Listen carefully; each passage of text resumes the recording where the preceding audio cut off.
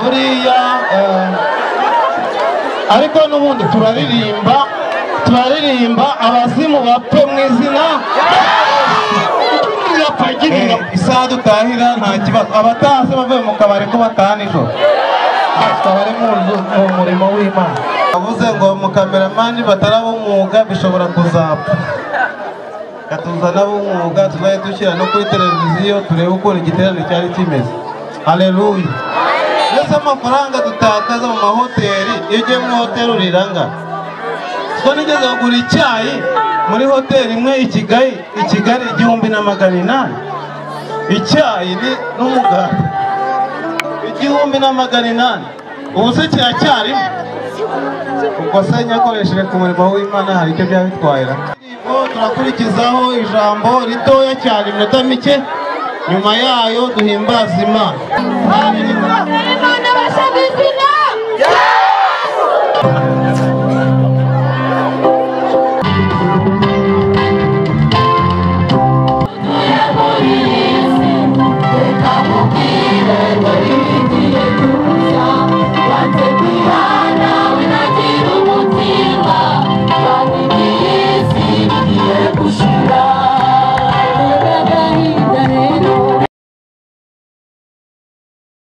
Tugushimiye Nyiringabo Imana, tugushimiye uburyo watugire neza Mwami Imana muri iki gitaramo.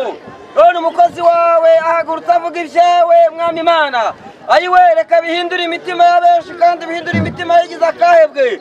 Mu izina ryawe Yesu ndasenga nkubise hasi abadayimoni. Mu izina rya Yesu batuma ijambo ryawe ritumvikana kuri uyu musozi. Mu izina rya Yesu turategetse mukozi wawe umukozi karakumunwa kandi avuge nk'uvugishijwe nawe. Mwami Imana reka kubera icyo mbombokere muri wowe niko mbyambaje mu izina rya Yesu. Amen. Mbere Yesu icyubahiro. Imana yacu tugire neza. Yewe uhagaze aha ngaha amazina ni Munyemana Jean Baptiste ku itorero rya Beteli muri paruwasi ya Nasho. Imana iduhane umugisha. Amen. Nihuse kubera ko iminota yagiye nta bindi tuvuga tugiye kuvuga ku ijambo ry'Imana. Aha intego ivuga ngo amahirwe azanwa no gutsindishirizwa na Yesu. Amahirwe azanwa no gutsindishirizwa nande na Yesu. Nawe uri muri iki giterane ntabwo turi bwigishe ngo dutinde kuko dukeneye kumva indirimbo z'abaririmbyi ku minota yagiye.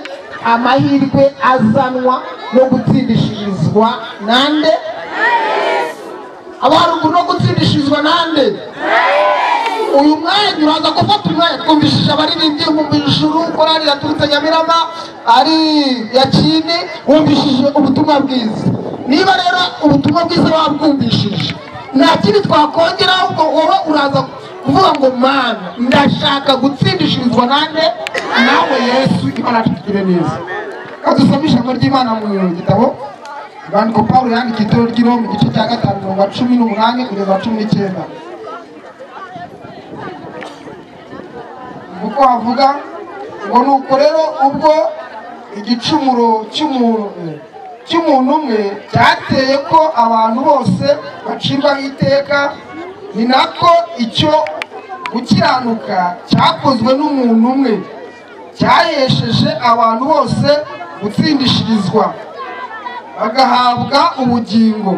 Kandi nk'uko kutumvira Imana k'umuntu umwe kwateye ko abenshi baba abanyabyaha, niko no kuyumvira kumwe kuzatera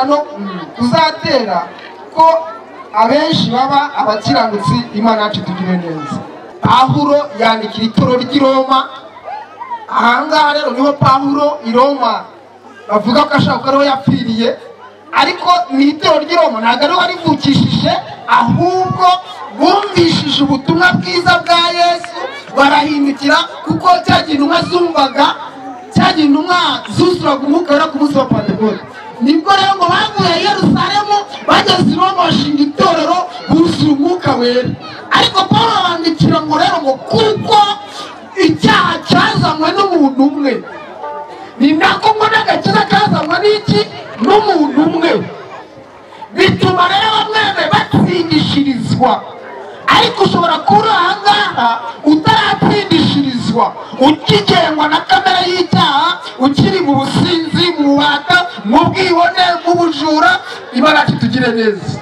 Amen. Amen. Haleluya. Uraho? Imana yacu tugire neza. Ko mwabonye bari inyuma atari beza? Ntabwo ari beza? Wowe utsindishijwe na Yesu niwaza nawe ukaturirimbira. Siko bimeze? Ukava muri bya ngo kuko icyaha cyazanywe n'umuntu umwe bituma benshi kiduhindura imbata z'ibyaha. Amen. Gutsindi ngo amahirwe aterwa no gutsindishirizwa n'umwami Yesu. Uyu mugoroba ndakwinginga ngo mbega agahinda gukurikira iby'isi ukanatunguka ukanatunganirwa ariko ukabura amahoro n'umwicumi cyangwa se no mu mutima. Imana yacu tugire neza. Hari abantu mu ngo zabo babuze amahoro, hari ababuze amahoro mu mitima yabo. Imana yacu tugire neza. Ariko iyo wakiriye Yesu akagutsindishiriza ugira amahoro yo mu mutima. Imana yacu tugire neza. Amen. Haleluya. Haleluya. Mbese uri hano no mugoroba, ntabwo Yesu yakwinjira muri wowe agatunganya umutima ugatsindishirizwa ugahinduka umwana w'Imana. Imana yacu tugire neza.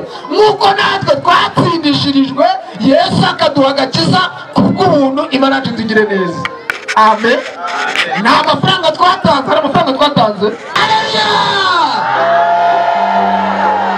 Imana yacu tugire neza. Uraza kwinjira mu mugani wagize bate? Batsindishirijwe. Imana yacu tugire neza. Yesu yadutsindisha ibyo yadukuyemo mu businzi, mu bwibone byinshi cyane, ubujura byinshi yadutsindishirije aduhindura abana b'Imana. Imana yacu tugire neza.